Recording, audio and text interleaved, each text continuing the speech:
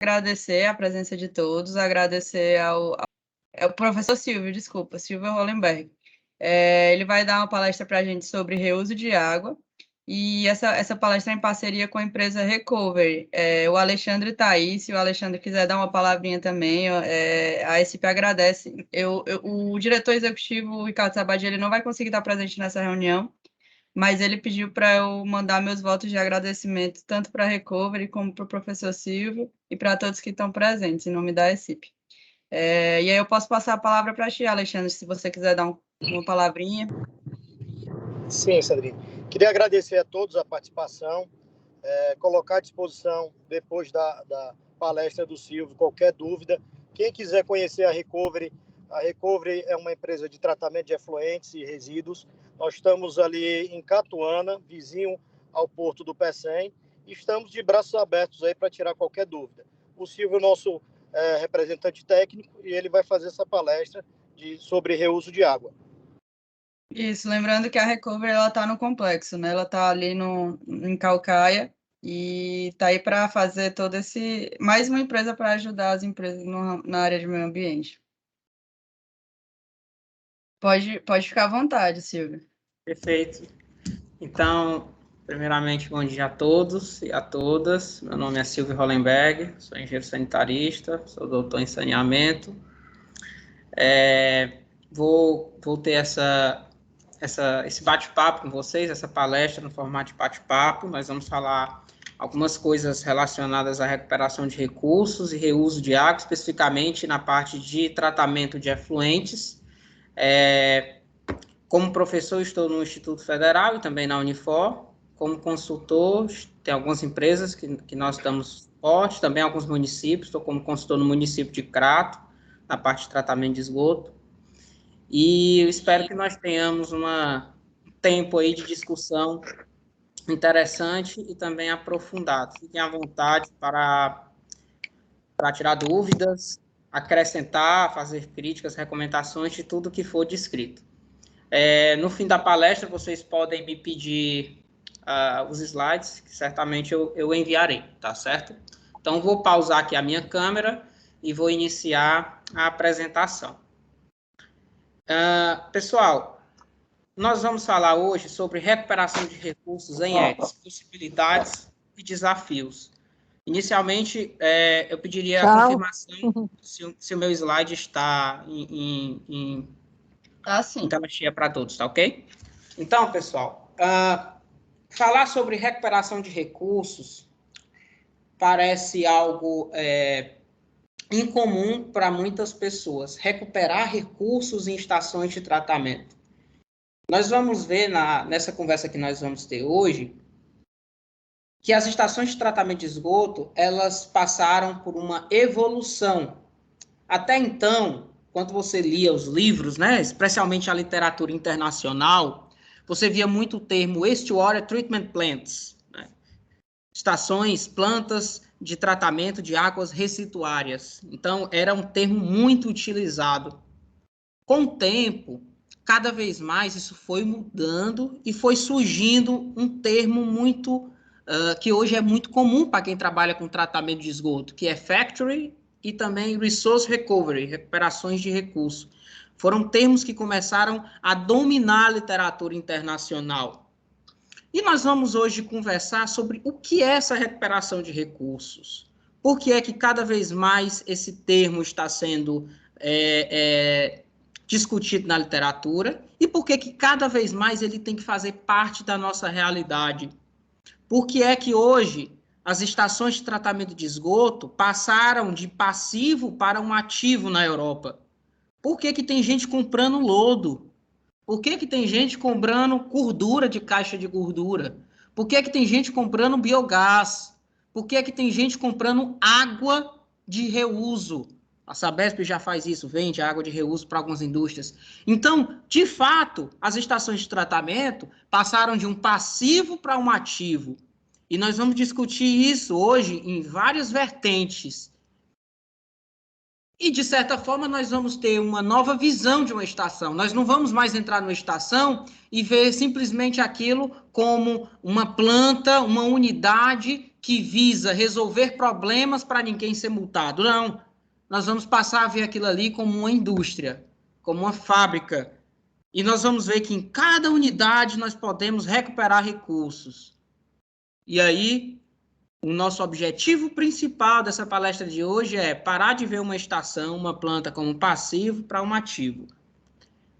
Basicamente é isso que nós vamos conversar hoje. Fiquem à vontade para qualquer comentário. Antes de eu começar a conversar, eu queria fazer algumas perguntas de partida nessa nossa palestra. Algumas perguntas que eu acredito que vai ser bem interessante nós termos essa discussão antes de mais nada. Por que nós devemos ter estações de tratamento? Nós acabamos fazendo tanta estação e parece que a coisa fica no automático. Nós paramos de raciocinar, paramos de pensar, de refletir. Por que é que nós devemos ter estações de tratamento de esgoto? Por quê? Nós estamos projetando tanta estação, construindo tanta estação, mas nós estamos realmente conscientes? Por que tem tanta estação aí? E aí eu faço uma outra reflexão, que muitas vezes as pessoas técnicas, engenheiras não sabem responder. E em que situação eu devo construir uma ET nova? Em que situação eu posso só lançar o meu esgoto na rede? Ora, eu vou fazer uma indústria, eu vou fazer um supermercado, eu vou fazer uma petiscaria. Eu realmente preciso fazer uma estação nova se tiver rede de esgoto?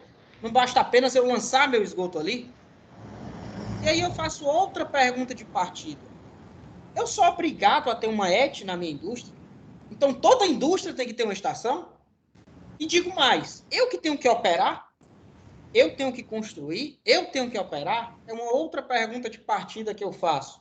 Certamente vão ser respondidas ao longo dessa nossa conversa de hoje. E aí vou fazer outra pergunta de partida. Reflexões iniciais.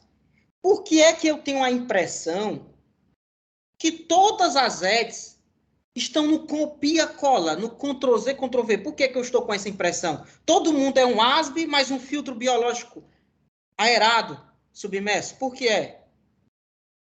Por que é que eu não vejo wetlands? Por que é que eu não vejo FPP? Por que é que eu não vejo MBBR, MABR, MBR, Nereda? Por que é que eu tenho esse padrão? Isso é obrigatório? Cadê as novas tecnologias? AOPs? Nós vamos discutir isso hoje.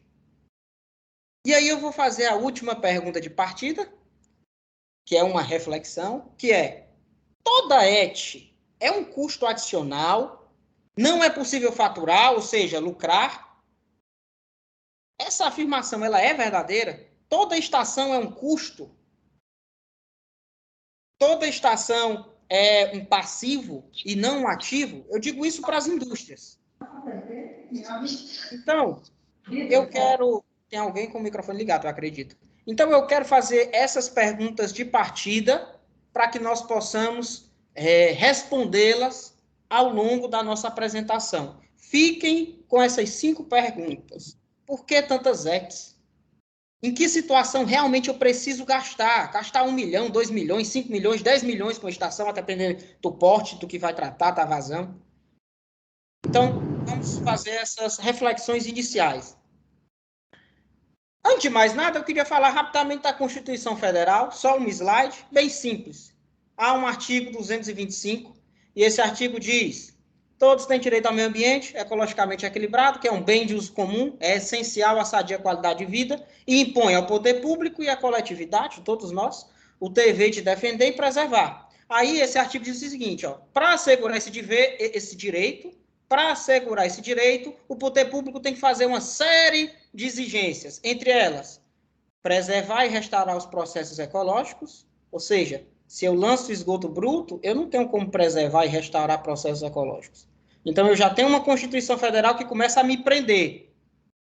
E eu tenho outro ponto aqui que diz: proteger fauna e flora e vedar, na forma de lei, práticas que coloquem em risco essa função ecológica.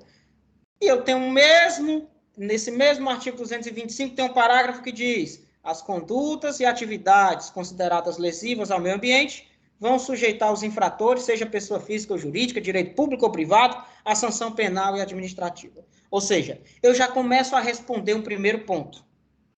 Por que é que eu tenho que ter tanta estação? Porque na minha Constituição Federal, ela diz que eu tenho que preservar e restaurar processos ecológicos, ela diz que eu tenho que vedar, na forma de lei, práticas que coloquem em risco a função ecológica e também que toda atividade que é considerada lesiva ao meio ambiente sujeita pessoa física e pessoa jurídica à sanção penal e administrativa.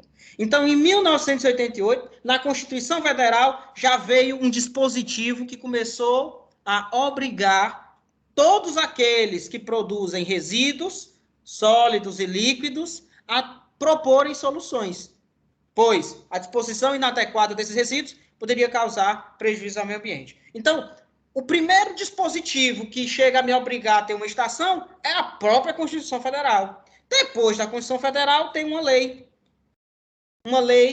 chamada Lei de Crimes Ambientais, 9605. E aí eu pergunto, lançar esgoto bruto é crime? Pode estar cadeia? Pode sim. Na Lei 9605 de 98, que dispõe sobre as sanções penais e administrativas derivadas de condutas e atividades lesivas ao meio ambiente, ela diz, artigo 33, se você provoca pela emissão de efluentes ou carreamento de materiais o perecimento de espécies da fauna aquática, seja em rios, em lagos, em açudes, em lagoas, você comete um crime ambiental e você pode ter uma pena de 1 a 3 anos e também uma multa, ou também ambos. Então, em 1988, na nossa Constituição, veio todo o dispositivo e em 1998, na Lei de Crimes Ambientais, veio a descrição detalhada da necessidade do tratamento do efluente. Então, em primeiro lugar, por que é que eu tenho estações de tratamento? Por que é que eu não faço lançamento de esgoto bruto? Porque a legislação, tanto em termos de Constituição como em lei federal, é bem simples. É crime ambiental o lançamento de esgoto bruto que possa apresentar contaminação, poluição ambiental. Então, esse é um ponto inicial. Mas aí eu quero fazer ainda algumas reflexões antes de nós adentrarmos no assunto principal. Então, é obrigatório, na forma de lei, tratar os efluentes. Sim, é obrigatório. Ponto de partida, Constituição Federal, Lei 9605, as duas, como eu já falei. Então, vamos colocar agora cenários, situações em que você tem e não tem que ter uma ET. Vamos lá, situação 1, discussão aqui. Vou construir um loteamento. Não tem rede de esgotamento lá. Preciso de uma ET? Se você vai construir um loteamento e não tem rede de esgotamento, Lei 11.445 de 2007, você tem que fazer a sua estação. E se você não fizer a sua estação, você tem que obrigar a cada um dos moradores lá, a depender da localização, a ter um sistema individualizado. Então, sim, tem que ter ETE. Caso 1. Agora, caso 2. Vou construir uma casa no interior e não tem rede de esgotamento. Aí você vai usar uma solução individual, um decanto filtro, uma fossa seguido de filtro anaeróbio. Situação 3. Vou construir uma indústria e tem rede de esgotamento. Que bacana. Agora você vai cair numa norma, numa CONAMA 430 de 2011, que é nacional, e também você vai cair, caso esteja no estado do Ceará, em uma estadual, numa COEMA 217, que vai dizer o seguinte: se passa a rede de esgotamento lá, você vai ter duas alternativas. Alternativa 1, pode lançar na rede, mas vai ter que atender aos parâmetros que a concessionária impor. Então, a concessionária vai chegar e vai impor. Isso está na COEMA 217, né? Artigo 12. Não, artigo 12 não. Acho que é o 37, se eu não estiver enganado. Tem um artigo lá que vai descrever, olha, você vai poder lançar o seu esgoto na rede, se houver rede, eu estou falando para as indústrias, contanto que o seu esgoto tenha essas características. DQO abaixo de 600, sulfato abaixo de 1.000. Então, ela vai descrever lá quais são as diretrizes que você deve seguir para lançar o seu esgoto na rede de esgotamento, caso tenha. E se não tiver rede de esgotamento na indústria, você vai ter que fazer uma ET completa para atender o padrão para lançar no rio, ou no solo, ou fazer reuso. Essas 3 alternativas. Situação 4. Essa situação 4 é muito legal, pessoal. Acontece muito dela. Vou construir uma residência multifamiliar. Uma rede bonita. Uma residência multifamiliar. Uma residência linda. Só que tem rede.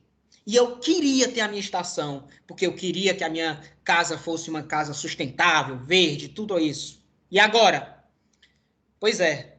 Você tem uma lei que te obriga a ligar na rede, caso tenha rede. Você sabia que se você constrói uma casa e passa a rede da companhia e você não liga, aquilo ali está incorreto, né? Por quê? Porque tem um dispositivo, tem uma lei, Diretriz Federal de Saneamento, na 11.445, que diz que você deve ligar.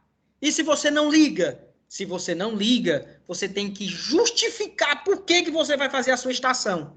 Então, nesse caso, quero construir uma casa totalmente sustentável, quero ter uma estação própria, não quero ligar o esgoto na rede. Nesse caso, você vai ter que fazer um projeto de uma ET com reuso e justificar isso no órgão, dizendo que não vai ligar. Por quê? Porque você está fazendo uma obra sustentável que você tem interesse de ligar, não tem interesse de ligar na rede, para que não seja caracterizado como um desvio, né? Um desvio de conduta sua, já que o correto seria fazer a ligação na rede. Então, veja, cada caso é um caso e nas diferentes situações você pode ou não construir uma ET. Então, aqui eu já respondo aquela questão 2 e 3. Silvio, por que tu está dizendo isso? Eu estou dizendo isso porque eu tenho visto gente construir ET quando não precisava construir ET. E tenho visto pessoas não construírem ET quando deveriam construir ET. Tá certo? Então, por isso que eu queria fazer essas perguntas e respostas iniciais. E aí eu faço uma brincadeira aqui, cada caso é um caso, cada estado é um caso.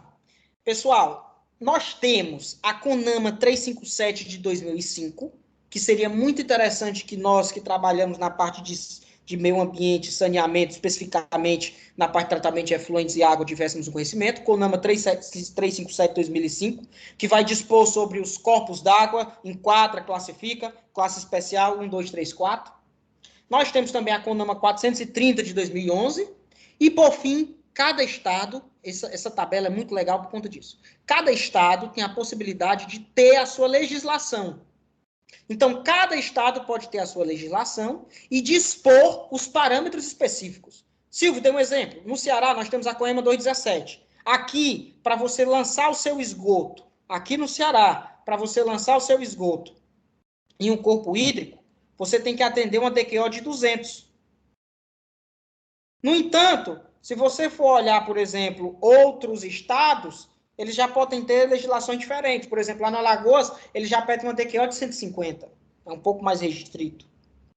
Então, cada estado vai ter os seus parâmetros. E aqui nós temos a COEMA 217, que tanto diz como tem que ser o efluente para você lançar no rio, como diz que tem que ser o efluente para você lançar no solo, como também diz como tem que ser o efluente para você fazer reuso, certo? Então, essa COEMA ela é bem completa. Nós temos aqui no estado uma legislação bem interessante. COEMA 217. E como é que nós escolhemos a nossa tecnologia de tratamento? Como é que nós escolhemos?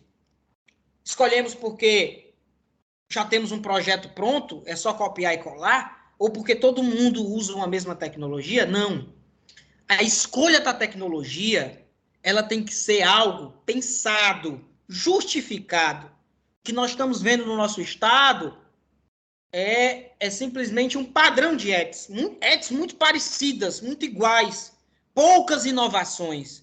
E nós somos responsáveis por fazer esse novo momento da história do nosso estado, fazer esse upgrade, essa mudança, novas tecnologias. Então, quando você vai escolher uma uma tecnologia de uma ET, você vai fazer algumas perguntas de partida. A primeira pergunta que você vai fazer é: qual tipo de efluente? Então, eu vou tratar esgoto doméstico ou esgoto industrial? Isso é importante? Óbvio. Vamos fazer uma pequena comparação. Você vai fazer uma estação, você vai projetar uma estação para tratar esgoto sanitário. Obviamente, esgoto sanitário é para ser algo biodegradável. Então, você pode usar uma estação biológica. O que é uma estação biológica? É uma estação que tenha bactérias, lagoas, algas, WASB, bactérias e arqueias. Então, se aquela tecnologia, se você vai tratar um esgoto biodegradável, você pode usar uma ET biológica. Mas vamos colocar agora o seguinte caso. É um esgoto industrial, extremamente ácido, pouco biodegradável, cheio de metal pesado. Por que eu vou usar uma ET biológica? Qual é a bactéria que vai sobreviver a isso? Qual é a arqueia? Qual é o protozoário? Qual é o fungo que vai sobreviver, a alga que vai sobreviver a isso? Nenhum. Aí eu vou ter que usar uma estação fisicoquímica. Eu vou ter que usar processos mais robustos. Vou ter que usar produtos químicos ou membranas ou o que for para fazer o tratamento. Então, a primeira pergunta é: qual o tipo de efluente? Porque aí eu já vou delimitar qual a tecnologia. A segunda pergunta, e muito óbvia, mas que muitas vezes os projetistas hoje não fazem, é: o que a gente vai fazer com esse esgoto tratado? A gente vai lançar no rio? Porque se a gente for lançar no rio, a gente tem uma norma. Ah, vou lançar no solo, já é outra norma. É a mesma coema, mas o artigo é diferente. Eu vou dar um exemplo. Quando você lança o seu esgoto num rio, você não precisa tá fazendo, muitas vezes, razão de adsorção de sódio. Não é um parâmetro tão importante. No entanto, quando você vai lançar no solo, já é um parâmetro extremamente importante. Condutividade. Então, a segunda pergunta é: o que eu vou fazer com esse efluente? No rio ou no solo? Ou vou fazer outra pergunta ainda: reuso. Será se não está para fazer reuso? Ao invés de jogar isso no rio, ao invés de jogar isso no solo, a gente vai fazer reuso? Mas se a gente for fazer reuso, aí já vai cair outra pergunta: qual o tipo de reuso? É mesmo, Silvio, isso é importante? Claro. Suponha que você vai usar esse esgoto para irrigar uma planta. Se tu vai irrigar uma planta, tu precisa de nitrogênio e fósforo. Então tu vai remover nitrogênio e fósforo? Não. Tu deixa um pouco de nitrogênio e fósforo. Por quê? Porque vai ajudar as tuas plantas. Mas vamos supor que tu vai usar para piscicultura. Aí tu já não é bom que tenha muita amônia. Por quê? Porque a amônia é muito tóxica para peixe. Ah, eu vou usar agora, reusar para limpar um piso ou dar descarga no vaso sanitário. Aí já é bom que tenha uma água com pouca turbidez. Por quê? Porque se tiver uma água com pouca turbidez, com odor, vai dar uma repulsa, uma rejeição. Então, veja, são perguntas lógicas, mas que muitas vezes não são feitas. Não são feitas. O que é esse efluente? Para se determinar qual a tecnologia e o que nós vamos fazer com esse efluente. E se for reuso, dependendo da maneira de reuso, eu vou dar um exemplo para vocês. Vai fazer reuso, por exemplo, na indústria, para resfriamento de torres. Já vai ter que trabalhar a tureza. Porque se tiver tureza, vai acumular lá muito cálcio. Já vai ser um problema nas tubulações. Então, a depender do que você vai fazer, a depender do que está chegando na estação, você escolhe a tecnologia. E hoje nós temos várias. Né? Eu tenho algumas palestras específicas que eu falo só das tecnologias. Hoje eu vou poder falar pouco. Mas olha, o Atlas, MBR, os Membrane Bioreactors, são muito utilizados. O ASB, Lagoas, lodos ativados. Então, várias tecnologias nós podemos utilizar. E qual vai ser a escolha? A escolha vai depender daquelas perguntas que eu falei com vocês, né? Que eu comentei com vocês. Obviamente que hoje o ASB está dominando o cenário. O ASB hoje é, de longe, uma das tecnologias mais utilizadas no nosso sistema. Olha, esse estudo ele é muito legal. Se vocês forem olhar aqui esse gráfico na esquerda, olharem esse gráfico na esquerda, vocês vão ver que praticamente, do total de ETs no Brasil, quase 40% tem reatores anaeróbios. 35% lagoas já foram ultrapassadas, graças a Deus. Lodos ativados, 10%. Processos simplificados, 12%. Biológico e químico, 2%. Miscelânea, que é aquele que é difícil entender, né? A mistura de tudo, 2%. Situações especiais, 2%. Ou seja, os reatores anaeróbios, especialmente reator anaeróbio seguido de um pós-tratamento, têm sido muito utilizados. Então, é muito comum você ir numa ET ver um ASB, mais um biofiltro aerado submerso, ou um filtro biológico percolador, muito usado ali no sul, né? Minas, Vitória. Então, nós temos várias tecnologias, a depender do que nós queremos fazer. E aí eu chego hoje onde eu queria chegar.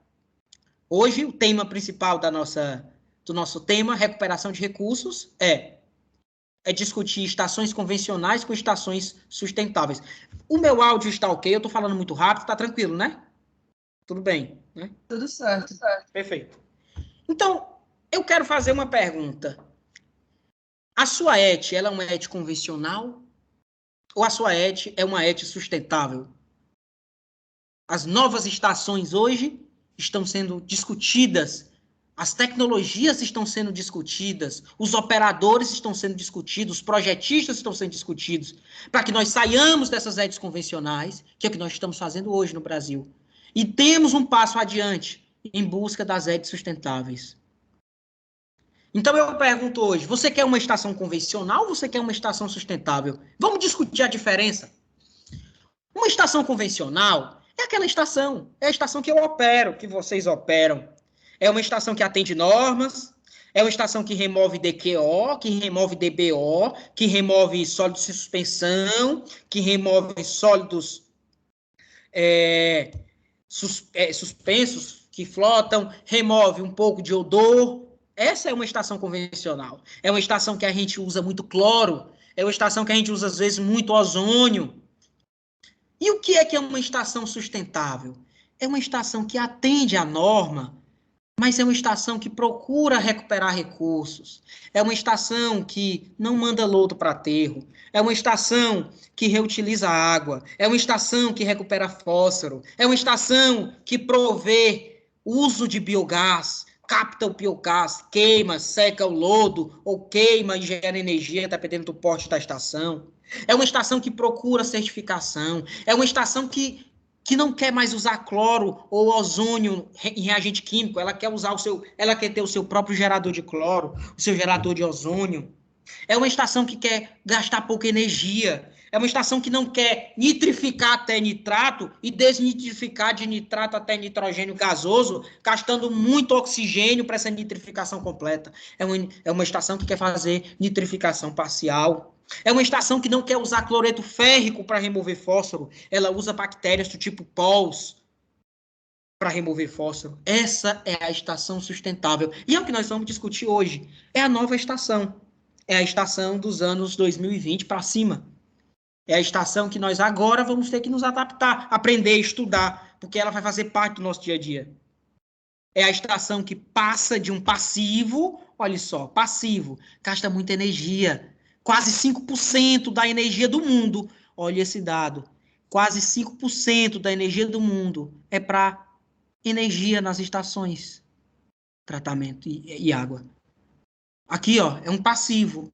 E o que é que eu estou propondo hoje? Um ativo. Estação sustentável. E é isso que nós vamos discutir hoje. Em pouco tempo, talvez eu passe um pouquinho. Numa estação convencional, o seu lodo vai para o aterro. Numa estação sustentável, você recupera recurso. Como? Você recupera o fósforo que está no lodo. Como? Você forma um composto orgânico que pode reter água. Como? Você recupera politróxialcanoado. Como? Você recupera, por exemplo, o biogás fazendo a digestão anaeróbia desse lodo. Você recupera recurso. Numa estação convencional, você pega o esgoto e joga no solo, e joga no rio. Numa sustentável, você reutiliza aquela água. Como? Retrolavagem de peça, retrolavagem de filtro, limpeza de pisos. Estação convencional, você queima o seu gás. Por que é que eu queimo? Porque o metano é 28 vezes pior do que o CO2, que o dióxido de carbono. Não sustentável, não. Você reaproveita esse gás. Seja ele na forma de metano, seja recuperar ele na forma de hidrogênio, que nós vamos ver hoje. Então, essa é a pergunta que eu faço para vocês. A estação de vocês, as nossas estações, elas são convencionais ou sustentáveis? Eu já sei que elas são convencionais, porque o Brasil hoje, na sua grande maioria, é convencional. Mas nós temos uma decisão, passar um upgrade, passar de convencional para sustentável.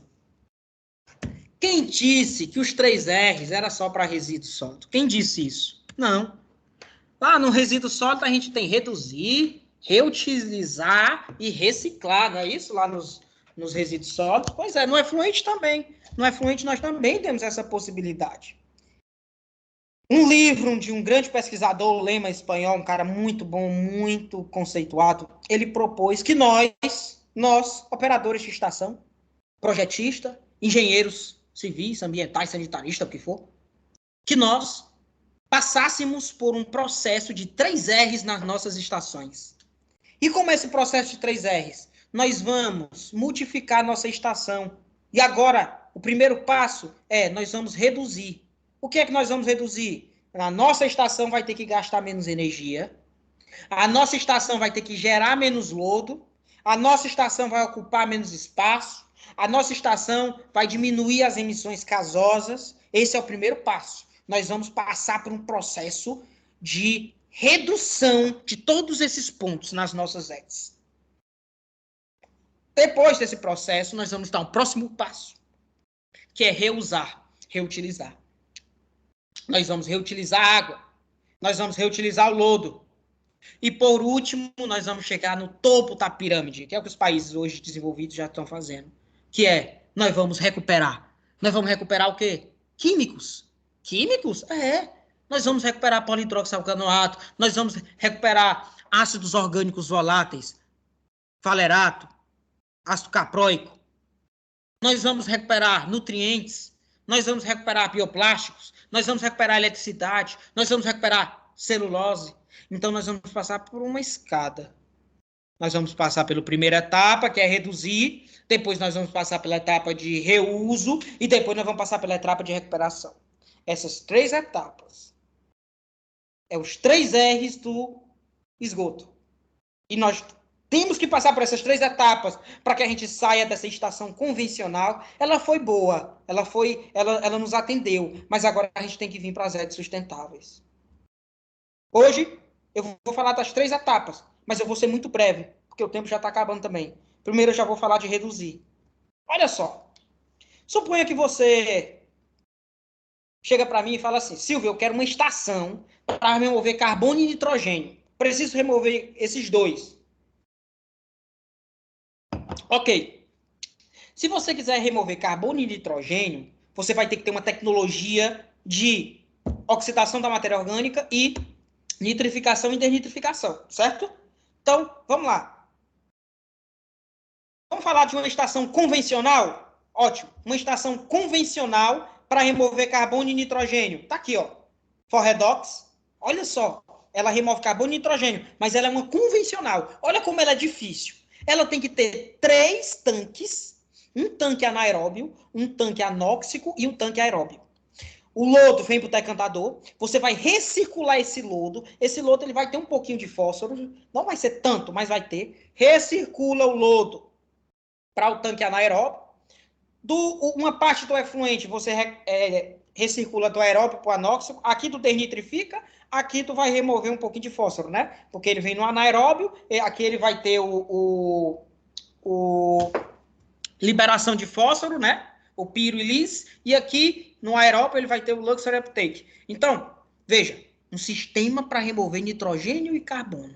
Olha como é complicado. 4 tanques, um anaeróbio, um anóxico, um aeróbio e um decantador. 2 bombas de recirculação. Imagina a energia que você não gasta. Imagina um lodo que não está sendo gerado. Vamos falar de outra estação convencional para remover carbono e nitrogênio? Olha aí, o Bartenf, ou Bartenfol, muito conhecido. 4 estágios. 5 tanques, olha o tamanho disso. Um tanque anóxico, um tanque aeróbio, outro tanque anóxico, outro tanque aeróbio e um decantador. Recirculação interna de nitratos de 300 a 500%. Olha só a potência dessas bombas. E 100% de retorno de lodo. Olha só como o Bartempo deve ser. Olha como deve ser o custo energético disso. Eu estou falando de estações convencionais. Também podia falar do CT, tão famoso, Anniversary Capital. Nós temos um aqui, né, no PCM, tem uma indústria que tem um. Olha só, um tanque anaeróbio, um tanque anóxico, outro tanque aeróbio, muito parecido com o A2O. A diferença é que no Forredox A2O, tu não recircula do anóxico para anaeróbio, aqui tu recircula. Remove um pouco mais de paus pelas T-paus, né? Remove mais fósforo pela T-paus. E também você retorna o lodo para anóxico e não para anaeróbio. Olha só, pessoal. Se você quiser remover carbono e nitrogênio, tecnologias complexas, difíceis. Agora o que eu vou apresentar para vocês? Vou apresentar uma tecnologia simples. Uma tecnologia que vai gastar menos oxigênio, porque ela não vai nitrificar até nitrato. Ela vai só nitritar, vai só até nitrito. Vai gastar menos oxigênio e vai precisar de menos matéria orgânica para denitrificar. Então eu apresento para vocês uma tecnologia mais sustentável, que é a Anamox, Anaerobic Ammonia Oxidation. Uma tecnologia em que você tem a desnitrificação autotrófica, ou seja, amônia mais nitrito, levando isso a nitrogênio gasoso. Essa é uma tecnologia, essa é uma ET sustentável. Por quê? Menos energia, mais simples. Eu tenho o lodo ativado aqui na mainstream e eu tenho o Anamox System, passeado no sistema ELAN, em que eu tenho uma configuração muito mais simples, muito mais fácil, mais leve. Então, aqui eu estou mostrando para vocês o quê? Estou mostrando isso aqui, ó.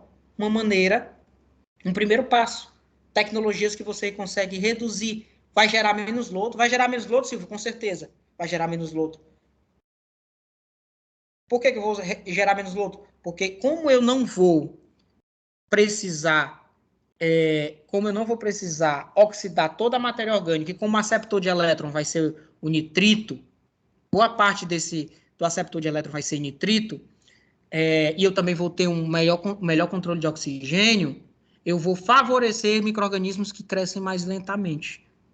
Então, vou reduzir a geração de lodo. Além da geração de espaço, eu mostrei para vocês. Olha o tamanho disso para isso, né? E aí eu quero fazer outra discussão, ainda aqui sobre reduzir. Suponha agora, eu falei sobre remover carbono e nitrogênio. Suponha agora que você quer remover fósforo. Remover fósforo. Fósforo tem um problema de neutrovização, todo mundo aqui já sabe. Muita gente, para remover fósforo hoje, usa produtos químicos. É mesmo, Silvio? Isso. E o que é que eles usam? Geralmente eles usam cloreto férrico. Cloreto férrico para remover fósforo, oxida fósforo. Cloreto férrico. Então, você compra reagente químico, gera lodo químico. Por quê? Porque gera lodo químico. Porque está usando reagente químico. E se eu te falar que ao invés de tu usar reagente químico, tu pode remover fósforo com um micro-organismo específico? As bactérias PAUS, fósforo accumulating organisms. Então, é outro processo de redução. Olha só que legal. Aí eu adote uma bactéria, né? Se você for remover fósforo na via físico-química, tu vai precisar de 100 miligramas de coagulante. É dinheiro. É muito dinheiro. Vai ter que ter um sistema para misturar e um sistema para decantar. Ao invés disso, tu pode simplesmente desenvolver, cultivar, né, uma bactéria acumuladora de fósforo. Olha ela aqui, ó, PAUS, olha aqui, ó, olha aqui como é mais linda, é uma bactéria. Ela pega o fosfate, o fósforo, né, tá aqui o nome dela, ó, PAUS. Ela pega o fosfate, acumula internamente, depois tu descarrega o lodo tá cheio de fósforo, aí tu leva ele para a agricultura e tu já não precisa mais comprar fósforo como adubo. Por quê? Porque já vai estar rico desse micro-organismo. Então, adote uma bactéria onde você puder substituir reagente químico por micro-organismo, faça. Esse é o primeiro passo, que é reduzir. Tranquilo? Pessoal, já falei sobre reduzir, agora eu vou falar sobre reusar. Lembrando, nosso objetivo, sair de ET convencional para chegar em ET sustentável. Então, vamos falar de reusar. Tecnologias. Nós temos a tecnologia hoje do lodo granular aeróbio.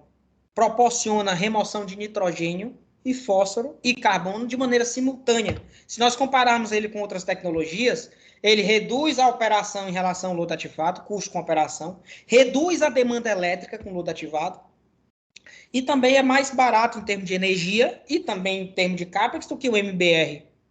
Remove DQO acima de 90, remove nitrogênio acima de 85, remove fósforo acima de 90. Uma elevada adsorção de metais e micropoluentes, já que tem muito EPS, uma baixa demanda diária. Hoje já tem uma patente, a água Nereda. Essa tecnologia ela já está muito bem disseminada, já tem 12 aqui no Brasil, na Europa e já estourou, né, de certa forma. Olha aqui, algumas estações dela. Nós temos uma pesquisa aqui na CAGES, tem algumas pessoas que têm aqui. Nós temos uma patente, na verdade, modificada dessa tecnologia, tá certo? Isso era o que entrava, isso era o que saía. Aqui é o reator que nós desenvolvemos. Lá, nós fizemos esse sisteminha, de uma estação elevatória, passou por um decantador, né? Aqui, um equalization tank, né? Um tanque de equalização. Aqui tinha um reator de lodo granular aeróbio. Aqui foi a nossa DQO, olha só. DQO de 34 miligramas, né? Olha o fósforo que estava no efluente, 0,6. Olha o tamanho do nosso grânulo, as bactérias. Então, atendemos a CONAMA com sobra, fizemos reuso lá e publicamos esse paper na Bioresource Technology aqui. Né? Tem algumas pessoas que acho que tem aqui nessa sala. Então, essa é uma inovação tecnológica que te proporciona o quê? Te proporciona reuso. Vamos falar agora de recuperar. A última etapa, o último ponto, o topo da pirâmide. Depois que nós reutilizarmos, depois que nós reusarmos, nós temos que recuperar os recursos que nós falamos. Energia, metal, químicos, nutrientes, bioplástico, eletricidade. E aí, pessoal, eu mostro para vocês um novo conceito. Dividir as águas. Dividir a água cinza. Quantos prédios hoje já estão fazendo as ETACs? Já ouviram falar? ETAC. ETAC. Estação de tratamento de água cinza. Hoje isso no Sudeste já está começando a pegar. Pega a água cinza, bota uma tubulação especial para ela, leva essa água cinza lá para baixo, para o estacionamento, faz uma estação de água cinza, por quê? Porque é muito mais fácil tratar a água cinza do que do esgoto completo. Pega essa água cinza, leva para outra caixa d'água, uma caixa d'água especial, pega essa água e faz descarga de vaso. Já tem gente, por exemplo, pegando, por exemplo, a água da cozinha e fezes e recuperando, por exemplo, estruvita. E urina, você também pode tratar, recuperar a amônia e também fazer reuso. 80% da amônia, 80% da amônia, da ureia, né, está na urina. Então, você pode recuperar. Então, você pode dividir, segregar as tubulações para conseguir ter maiores resultados. Então, veja só, nós podemos recuperar tanta coisa. É uma fábrica. Estação de tratamento é uma fábrica, não é um passivo, é um ativo. Nós podemos recuperar fertilizantes, fósforo, bioplástico, nós podemos recuperar água, nós podemos recuperar calor, nós podemos recuperar eletricidade, nós podemos recuperar químicos, nós podemos recuperar hidrogênio. Nós vamos falar do hidrogênio hoje rapidamente. Tudo isso, o mundo, a estação de tratamento. Você vai entrar na estação de tratamento agora e você não vai ver mais simplesmente um local onde tem cocô. Você vai ver uma indústria onde você pode recuperar muita coisa. Vamos lá. Olha só isso. Olha que legal. Os biogas bus, ônibus movido com biogás. Os reatores WASB geram muito biogás. Esse biogás, que é proveniente dos reatores WASB, ele vai variar de 70% a 80% o teor de metano. O poder calorífico inferior chega próximo aí, o PCI, a 10 kW, Nm3, ou seja, total capacidade de ser utilizado depois de passar por um sistema de purificação para combustível, para calor, para eletricidade. Isso tudo é recuperação de recursos. Então, você pode usar esse biogás, tem gente que usa biogás para cocção, ou seja, pega o biogás, leva para um fogão e queima, já vi isso. Já vi pegar ele, utilizar para calor e usar esse calor para secar o lodo, aí já higieniza, desidrata e já usa o lodo na agricultura. E já vi, óbvio, usar ele para a rede elétrica. Aí vai ter que ter o conjunto, né? O motor gerador. Então, tudo isso é possível a partir do biogás. E o hidrogênio? O hidrogênio também é possível? Com certeza. Nós estamos vendo, né, em meios alternativas energéticas, o hidrogênio é um tema do momento, um top line. Por quê? Porque é um carreador de energia muito eficiente. Tem uma densidade energética de 122 kJ por grama. Ou seja, ele é quase 3 vezes, ele chega a ter quase 3 vezes mais do que a energia obtida pela queima do petróleo. O hidrogênio é um grande carreador de energia. Por isso que ele hoje está sendo muito utilizado, citado, né, como energia do futuro. Então, você pode obter hidrogênio de várias formas. Primeiro é pela eletrólise da água. Ponto ruim, haja água. Tem que ter muita água. Se você for fazer eletrólise, você vai gastar muita água. Processos termoquímicos. Usa muita temperatura, viu? O forno vai lá para cima. Muito calor. Processos radiolíticos. E também temos os processos biológicos. Ou seja, tá para conseguir hidrogênio através de esgoto, de biomassa? Claro, sim. Toda digestão anaeróbia, escute o que eu vou lhe falar aqui agora. Toda vida que você gera metano, no meio do processo você gerou hidrogênio. É porque aquele hidrogênio, ele doou os elétrons e foi para a água. Mas você gerou hidrogênio. Então, todo processo anaeróbio, se você quiser interromper a metanogênese, você tem hidrogênio. Simples. Então, no processo de produção biológica de hidrogênio, as águas residuárias, que podem ser domésticas e também podem ser industrial, ela vai ter um potencial, uma fonte energética prontamente encontrada em qualquer comunidade. Ou seja, em qualquer comunidade, a matéria-prima está lá. Dessa forma, a geração de hidrogênio ela pode custar menos do que quando você usa matéria-prima local, concentrada, centralizada, reduzindo os custos com transporte e armazenamento. É claro que muitos estudos têm mostrado que o esgoto sanitário não é tão interessante por conta da concentração. Mas quando você fala de resíduo orgânico, aí muda, aí é diferente. E alguns resíduos também da agroindústria também são bem mais interessantes para gerar hidrogênio.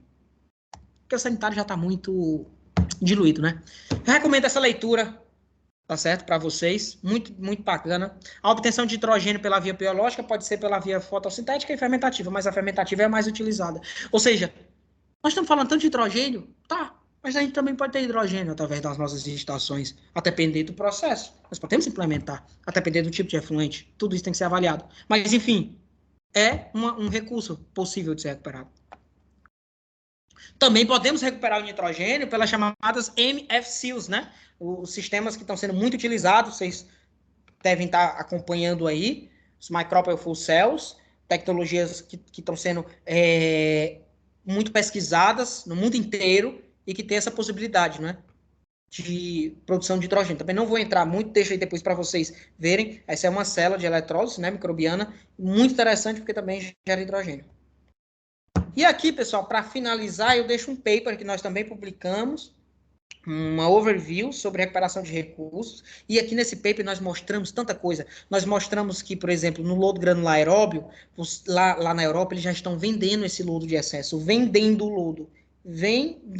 o lodo, seja para retirar o EPS, seja para inocular outros sistemas, e aí as várias possibilidades, orgânico, fertilizante, fósforo, nós mostramos aí as várias aplicações, mostramos aqui toda a rota, os steps que nós temos que fazer para obter bioplástico a partir do lodo, para obter fármacos, nós recuperamos fármacos do esgoto já, né, nessa pesquisa, está publicado no paper.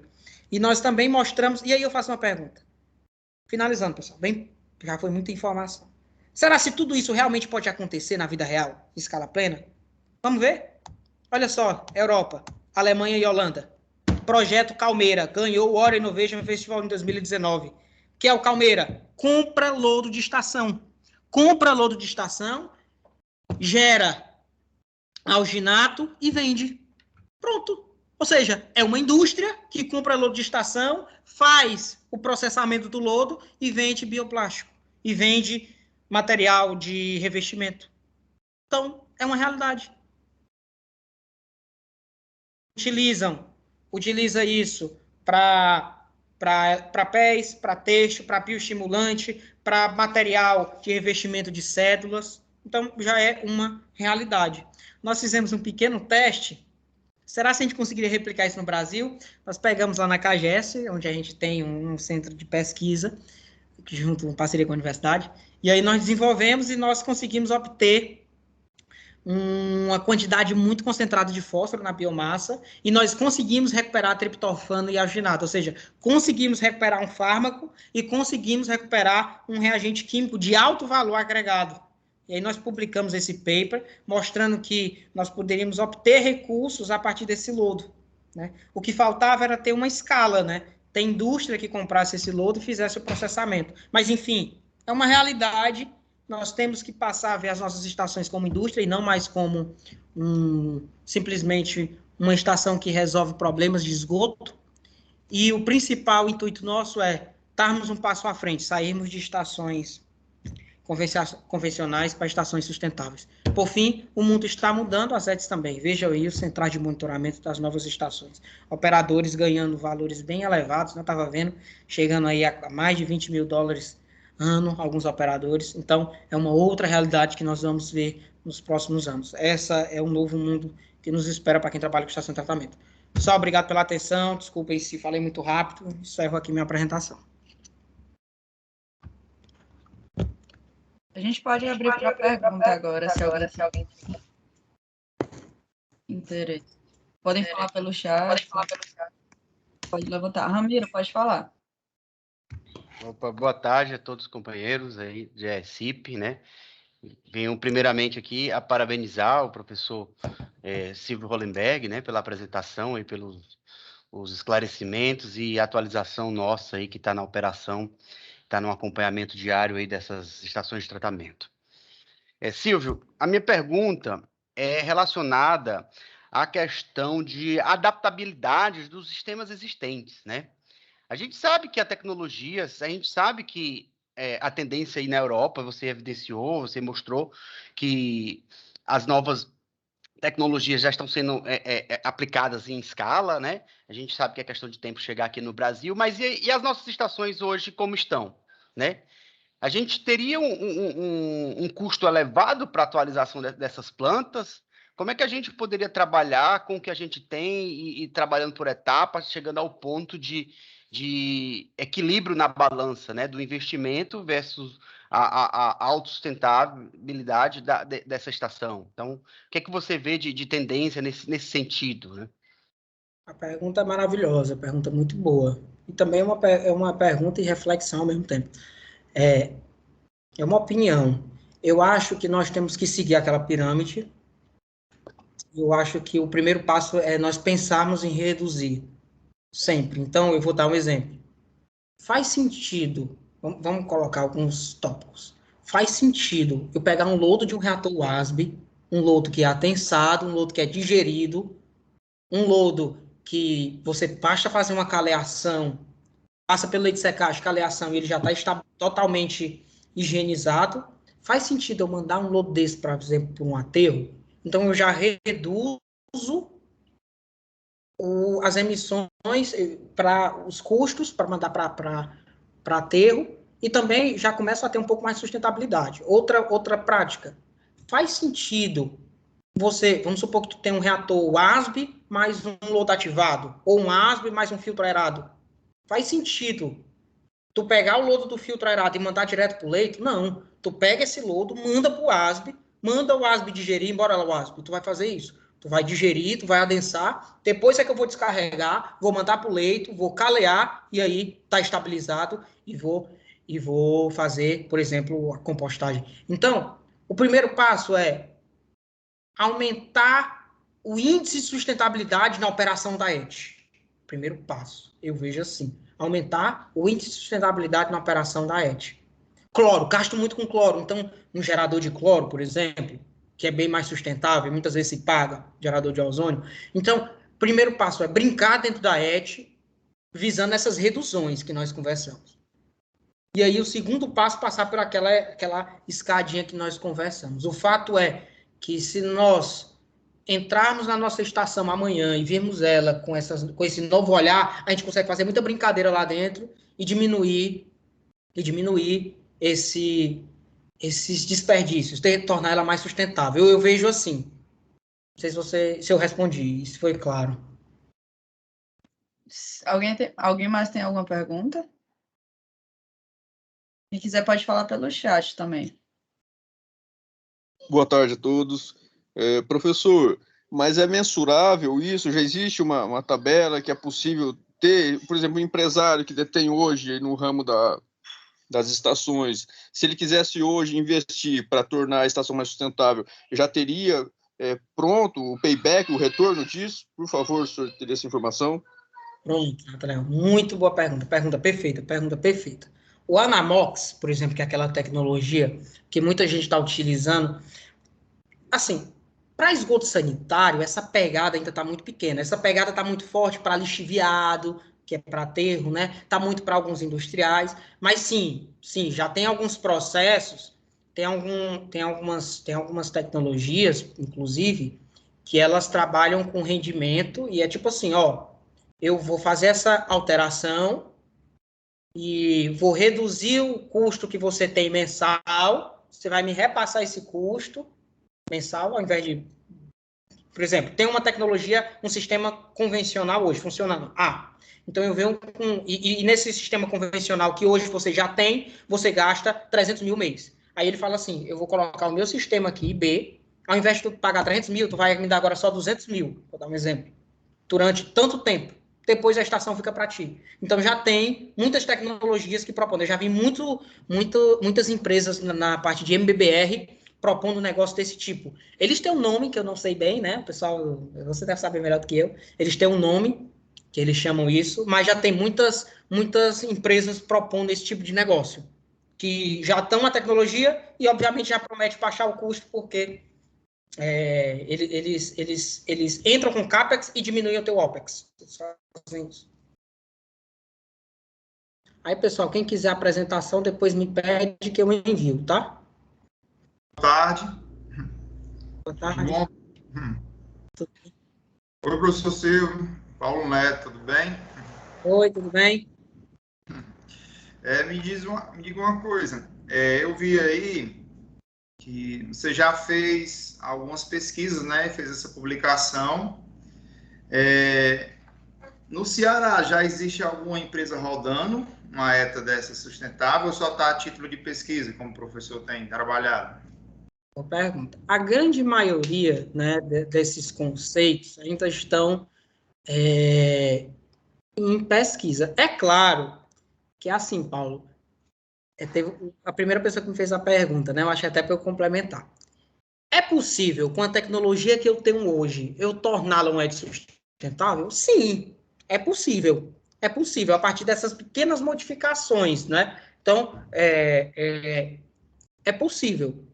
Então, esse conceito de ed sustentável, agora que está iniciando, o conceito base, Paulo, eu vou falar aqui, vai ser muito difícil de você aceitar e os demais, mas um conceito base que nós temos hoje é o seguinte: você deve fazer com que a ET chegue o mais próximo possível de se pagar. Então, tem esse conceito agora, que é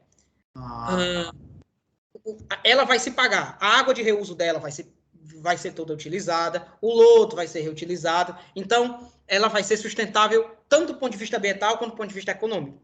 Então, já tem essa proposta em algumas literaturas. Nós estamos começando com esse conceito. A nível Brasil, a resposta para a sua pergunta é: estamos começando.